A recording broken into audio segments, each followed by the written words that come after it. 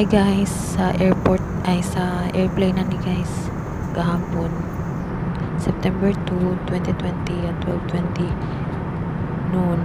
Then ganitong kahirap guys huminga, grabe. Lugus ta kaginawa guys. Pero laban lang. Ampo kalingaw, ampo lang. Tiket.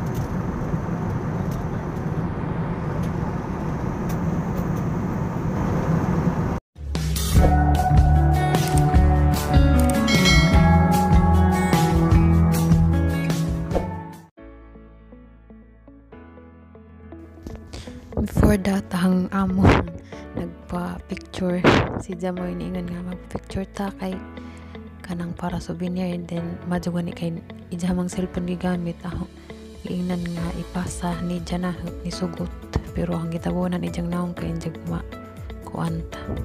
Okay, unay akong kuan sa akong amo.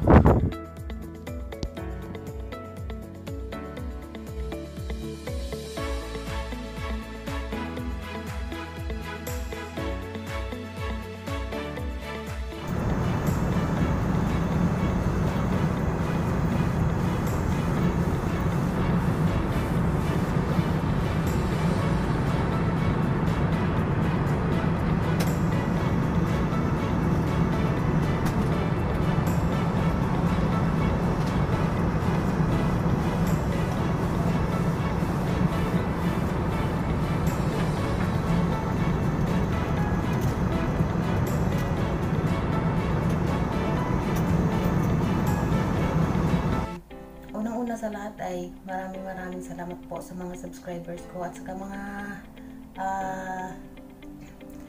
manunood kay magbisaya o kay lisod kaadyo mag Tagalog. Okay?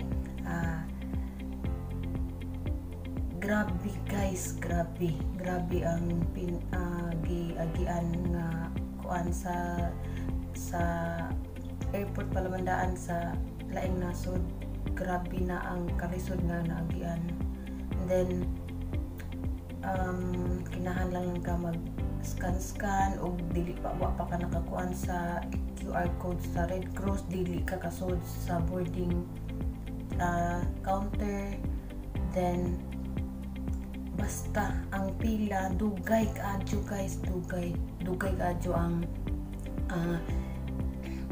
pila kat kay kuan mo guna kanang na ay sa QR code kuan kay daghan ka jud register ang gabot sa airport. And then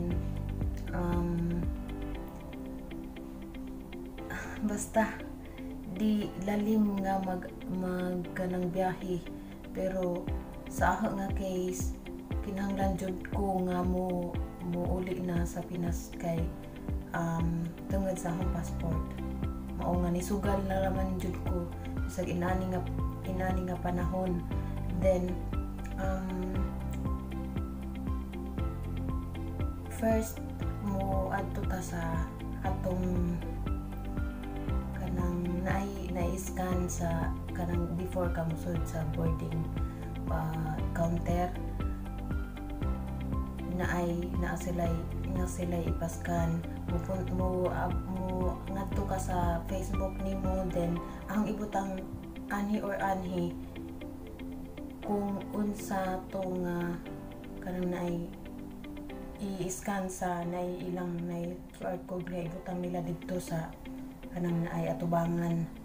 And then ay pa ka makasud. And before that, you are going to register the Red Cross. Register the Red Cross. And then I put here ibutang na dere ang ilang website kana ka magkuan before. Ang uban awak ko manggod sa ako nga case nag-register ko 2 days before ko mularga. Then wa ko nakasubmit diretso kay murag bawo na sa to. And then nag-apas na lang ko nga musadyo ko nga to sa airport kay ang man good para ug unsa man gali kuan sa airport unsay mga kinahanglanon sa airport, baka register ko sa Red Cross kay nag-uul ko guys, nag-uul jud ko kay man ko ka register sa katong pag-register na una, then nag-search na ko unsaan, then gipagkuan, nag-ampo na lang ko, and then pag-abot sa airport mo to nga naman day mag-assist dito, i-assist ka nga kanang kani nga kuan kinahanglan ka mag-register, then na-register ko guys, pero dugay ko na-register, nagano kabalik-balik ko sa hong agi kay makancel man ako, then inig makancel na nimo kay mawa man tanan, dili naman mo balik na pud kag fill up, then ay alhamdulillah na nakuha na jud siya na na-register ra jud ko, then yun nagpila na ko sa kanang para sa counter para i-check in ang baggage, and then dugay pa jud guys, murag abtan siguro 2 ka oras nga nagpila kay tungod ang QR code nga napay daghang inikabot sa kuan mag-register ko sa Oasis ani bato basta daghan. Then pero adya mo ka balaka guys kay pag-abot sa airport na ay mag-assist ninyo daghan dito sa airport. Then karon nakasud na ta sa boarding gate, then last call na guys, nakaabot ko, grabe nakaapas pa jud ko kaluyan sa Ginoo. Then doon nakaabot na ako doon sa nakasakay na ako ng plane, tapos mga 4:30 abot na ako dito, and then abot na ako dere sa Pinas, and then yun pag-abot na naman dito, pag-abot na dire guys, grabe guys kay wa ko ka kuan sa OFW nga kanang kuan, wa ko ka avail, nagano wa man di ko marehistro sa uwa, and then wa na ko ilang choice, madugani kay na ko'y kwarta guys, kung wa ko'y kwarta hilak-hilak jung agi pero anyway guys, okay ra, bahala na. Karon na ako sa quarantine facility in my own expense, tanan. Then nagpaabot ko sa resort, then maayo lang kung ampo lang sa Ginoo kung maayo ang dagan sa ahong resort. Okay? Hanggang dito na lang guys, tapos salamat sa panonood, at sa mga subscribers ko salamat, maraming salamat po. Isinishare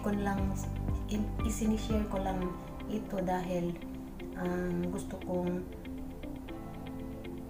i-express ang mga nangyayari sa pag-uwi ko sa Pilipinas. Okay? Thank you, I love you guys. Thank you for watching guys. Naan ako sa quarantine facility. Love you guys. Iampo ko din na okay ra ang akong swab test. Okay? Thank you. Love you.